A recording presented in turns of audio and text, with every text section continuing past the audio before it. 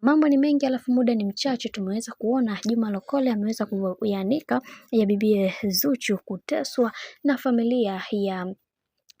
Diamond Platnumz, na leo hii ameweza kufunguka akisema ya kwamba kiukweli ndoa zina changamoto nyingi sana, ukistaajabu ya Musa basi utayaona ya Firauni, na leo hii nimejionea vitu vikubwa ambavyo sikutamani kabisa kuweza kuviona katika maisha yangu, lakini Mungu mwacheni aitwe Mungu, na leo hii ninakili na kusema ya kwamba umbea anaacha tena. Yaani sikutegemea kama mama Dangote angekuwa na roho ngumu kiasi kile. Watu nilikuwa nasikiaga tu kwa watu kwamba mama Dangote ana tabia hizi, mama Dangote yuko hivi, lakini leo hii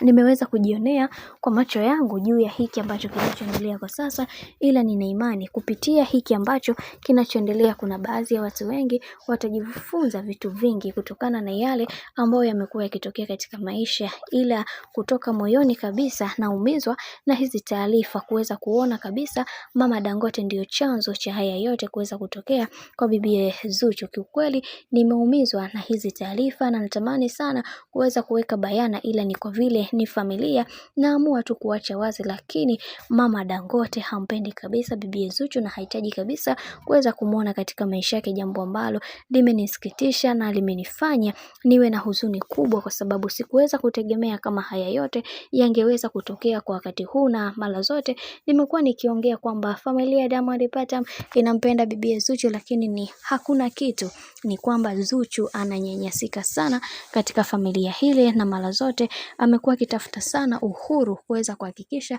maisha yake yanakuwa katika misingi na mikakati iliyo bora, lakini alikosa, japo alipambana sana kuweza kuhakikisha maisha yake yanakuwa katika misingi na mikakati iliyo bora, lakini bado mambo yalikuwa magumu. Kiukweli Zuchu anapitia mateso katika ndoa yake.